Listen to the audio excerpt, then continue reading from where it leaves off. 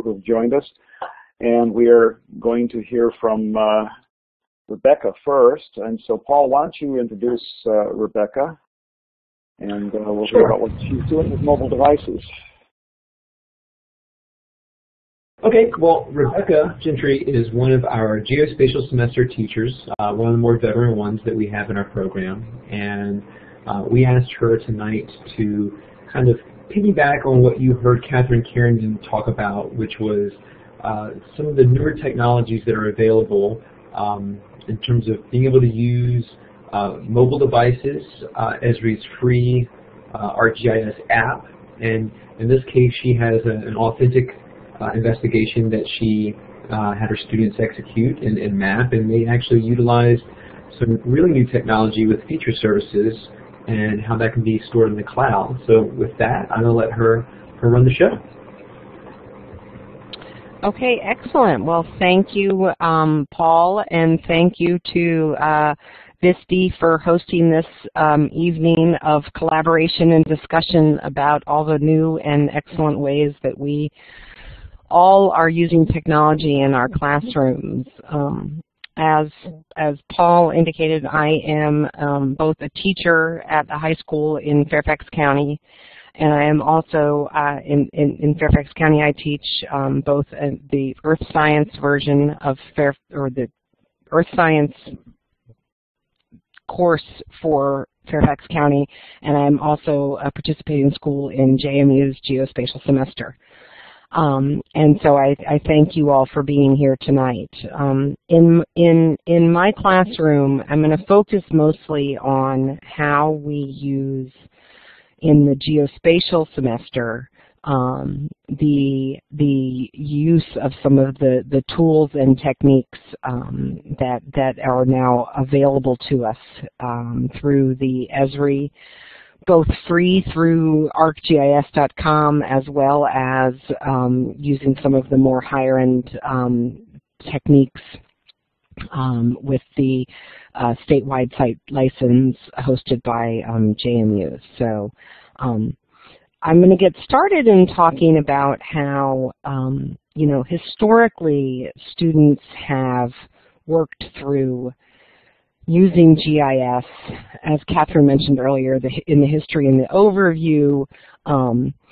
We can use ArcGIS to not just look at information, but to be able to analyze it and to manipulate the data and to see different spatial patterns and to have the students or the teacher in some instances ask a spatially related question and have the students be able to answer that using the software.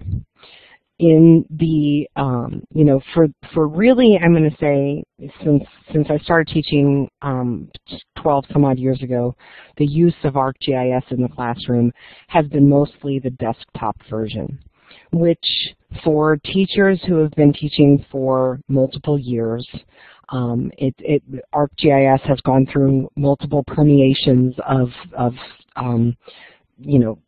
we started, I think Catherine said that started off at, ArcView 3 point something, and now we're up to 10.1. The desktop version of ArcGIS is extremely powerful. It's extremely useful. But in the classroom, it also has limitations in the sense that, especially for some new teachers, if you haven't had an abundance of training and your comfortability level with using the software is less than that of a more experienced teacher, you may be a little hesitant to use some of the desktop features. In the map I have showing you here, this is an image of something that my students do with the desktop version, where they perform an analysis of earthquakes and volcanoes near and around the Caribbean plate. And it's all got an earth science twist because my background is earth science. And so with my geospatial students, many of the projects or activities or mini labs that I ask them to complete are based on an earth science curriculum, because that's where my basis is. The desktop version of ArcGIS is amazing. It allows you to do so much analysis. However, the limitations are, again, as I said earlier, that sometimes teachers who may not be fully trained in it, don't feel like they're that comfortable with it, may be a little hesitant to use the tools and the software that is available to them. And in Fairfax County, we're very, very lucky, because all of the Geosystems classrooms in Fairfax County have access to, we're part of the consortium, so we have not only part of the statewide site license where we are able to use the ArcGIS desktop software and the data that comes along with it, which is very powerful. It allows you, the desktop version allows you to add whichever layers you want to and perform the analyses. Though some, as I said earlier, some of the limitations with that is, where do you find the data layers? How can you create a lesson that works for you in the classroom using this technology? And so as some of the information that has moved forward, the desktop version is if you almost want to think of it, is the old. No, it's not. But if you want to think of what's going on now, this is arcgis.com, which is both on, I wrote up here on the cloud, but it's also, it's the web. It is allowing you to perform searches, to open and easily manipulate data. The availability of pre-made maps for students to explain and analyze is limitless.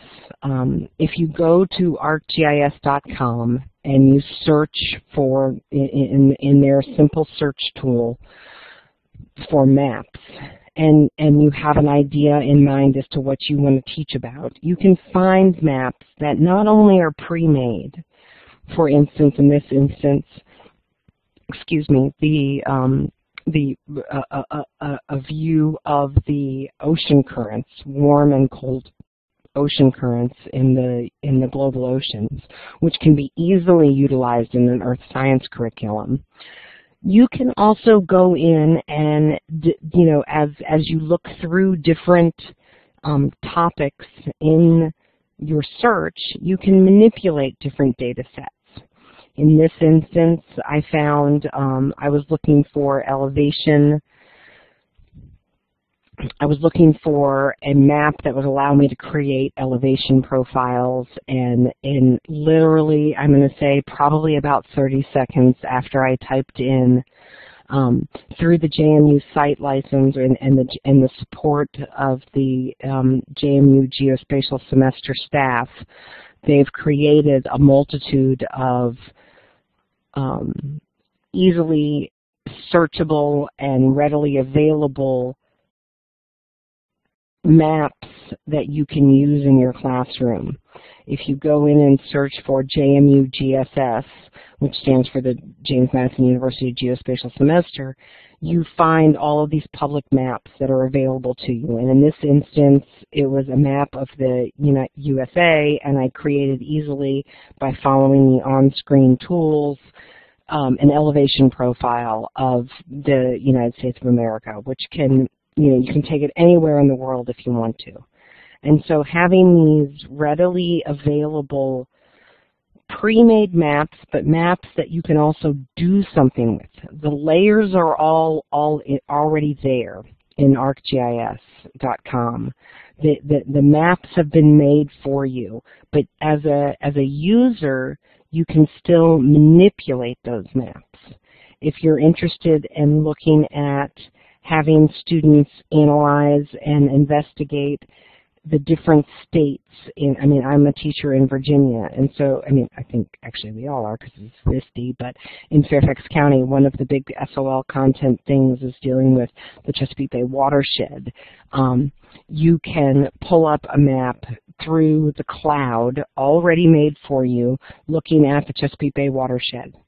And you can then turn on and off different layers of the counties involved in that watershed, the area involved in that watershed.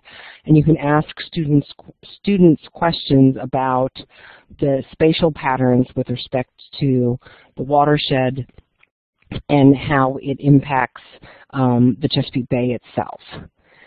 As other examples of information in the cloud, I went through and did a simple search. One of the big key things that we talk about in the earth science curriculum is volcanoes and where the placement of volcanoes are.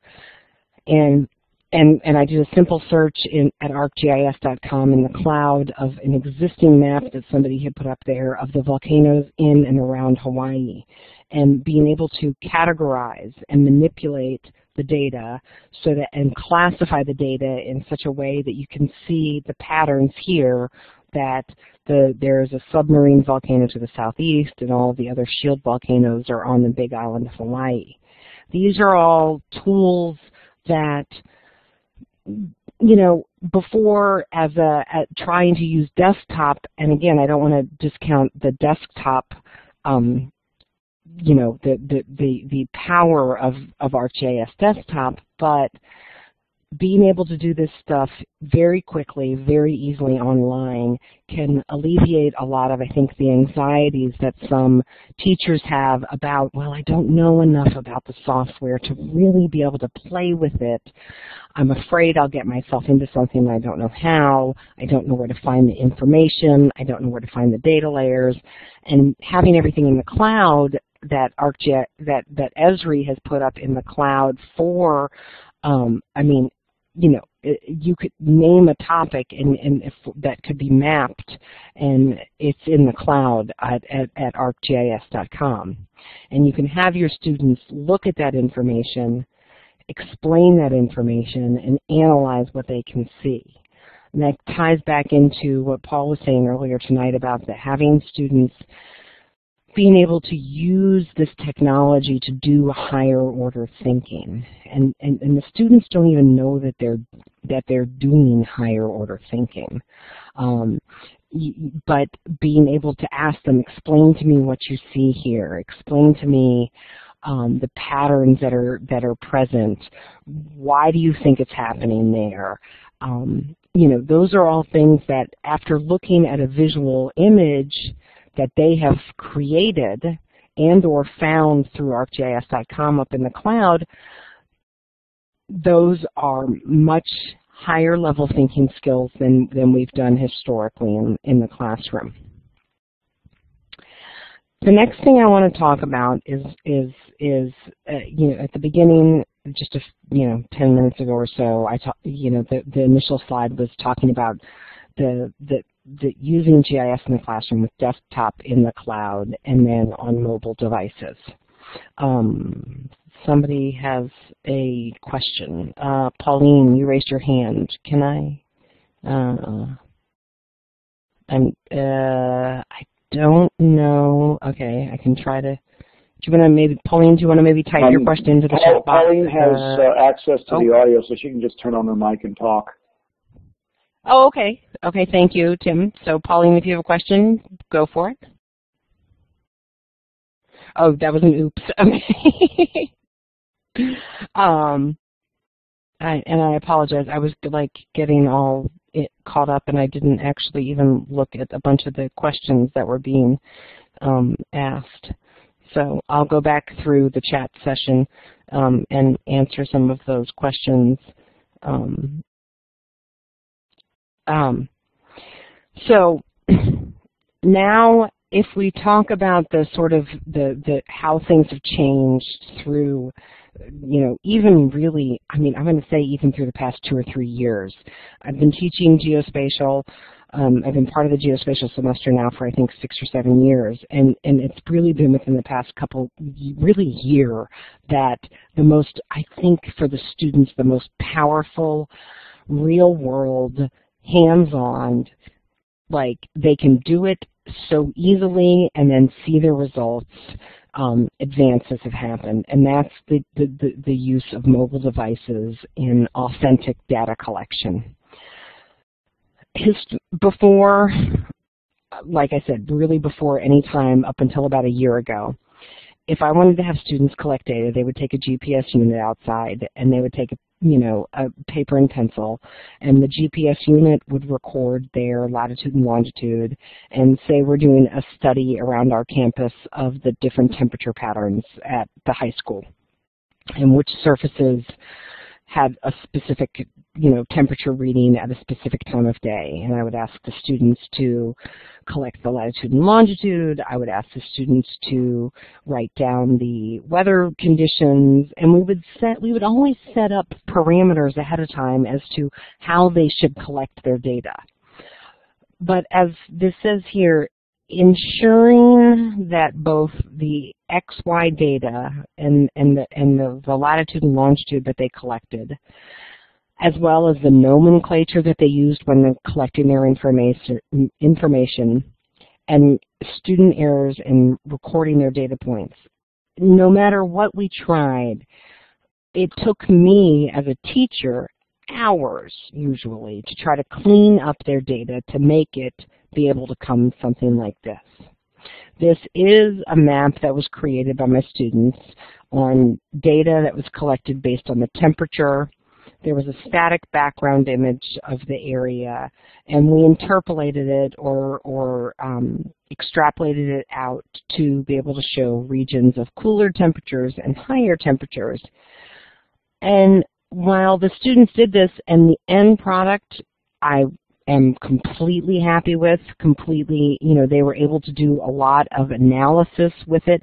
The whole process of collecting the data, coming back into the classroom, entering the data into some sort of spreadsheet, importing the data into the software, etc., and then going on and actually performing the analyses, that took several class periods, and often you kind of lost students' interest in that time period.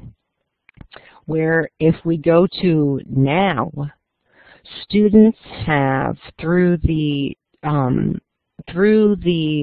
JMU support, the support through the JMU Geospatial Semester program, we have the ability for students to collect data using what's called an editable feature service, and that was created by, again, the support from the JMU Geospatial Semester.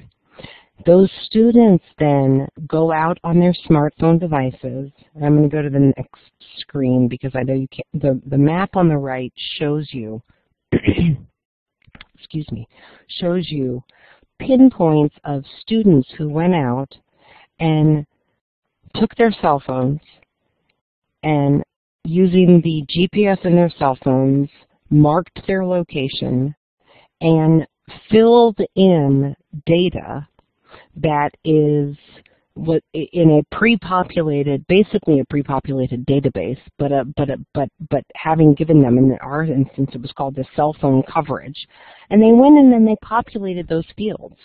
They identified what their initials were. They identified how many bars of service they had. They identified the carrier that they were using, the device that they were using, the class periods that they were in, and what the weather was like. Being able to do this in conjunction, this is sort of like the connection between working in the cloud and working on your mobile devices.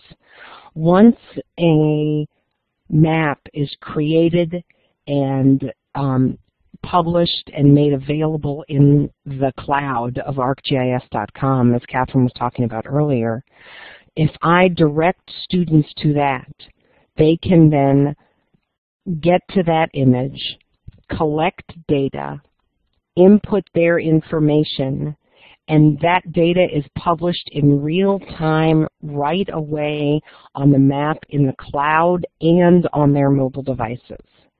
It allows them to see what they're doing right away, see how their data collection is being recorded. It eliminates the possibility of student error for the data entry, whether the student error for data entry is dealing with the latitude and longitude recordings, or whether it is dealing with the nomenclature of how to identify that you're on an Android device. Because we have these pre-populated fields of, you know, in your cell phone coverage layer, what are your choices? Students are able to identify those things, pick them out, and again, it allows for that real-time data collection, which is amazing. Students can see how what they're doing right away can influence, you know, and can be published and seen.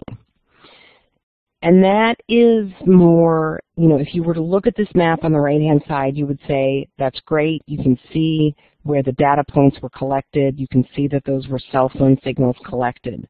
But what can you do with that? And so that the next step is looking at what the students do with that data.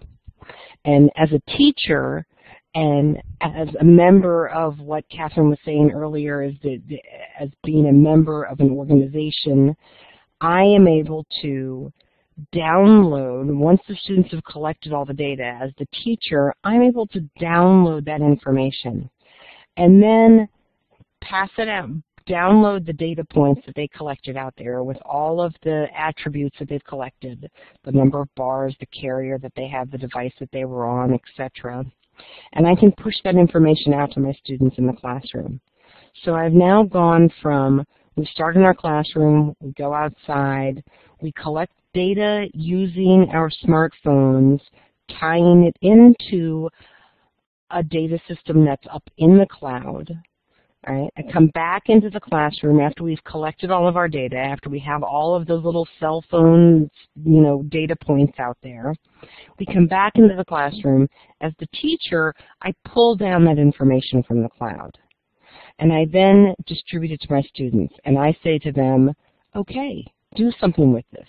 Tell me something about this. Tell me what the patterns are here. Make me a map that allows me to identify where the strongest signal is at the school based on which carrier that you're using. Run queries. Create different shaped files looking at the different types of carriers, or the signal of service, or the device that you were using, or make maps and see if you can analyze, is there a difference temporally? Is there a difference between these signals that you can see in the morning class periods versus the afternoon class periods?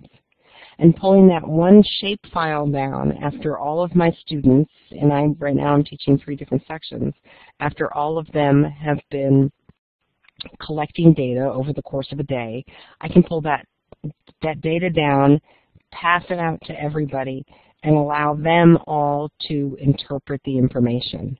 And they can then, as a teacher, I can upload any type of analyses that they want to share out, or we can use those different analyses in the classroom as a discussion tool and as an evaluation tool. So, as always, I kind of ramble and I sort of get into, I'm looking really quickly through what some of the comments are right now. As I think Tim said, yes, the students pick up very quickly on how to use their mobile devices. The app that is used to collect the data, the students need to download the free Esri app. If you go to if you just go to the App Store and go to arcgis.com, they download the app, and that allows them to be able to collect the different sets of data. As the teacher, I'm the one who tells them what type of search that they need to do. For instance, in this case, they searched for Herndon cell phone, and that pulled them up to an editable feature service that allows them to collect the different types of data. So it's really, I just did, with my geospatial students, we're at the end of second quarter, and I had them do a reflection evaluation, and in part of that, I asked them what they wanted to do more of throughout the rest of the year. And before we get to our final presentation products, they all said, you know, we want to go out and we want to like do stuff. We want to collect data and we want to be able to look at that information. And it makes it so much more personal, or it hits them closer to home to be able to actually collect the data on their smartphones. First of all, they all love their smartphones. They all want to be on their smartphones constantly. And so this is using a technique and a tool that is both, you know, the availability of the ArcGIS.com, searching for different maps is out there for everybody. Being part of the Geospatial Semester has allowed me to utilize this, the support of that team to help us create these editable feature services so we can actually collect dynamic data, real time, map it, and have the kids kind of see what it's all about.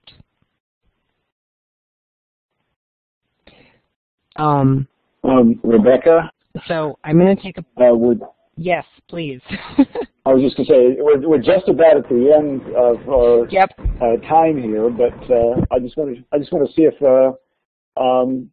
Therese Johnson asks, what if a student does not have a smartphone in your class? And that's always one of those issues that seems to come up, is what if the student can't provide their own?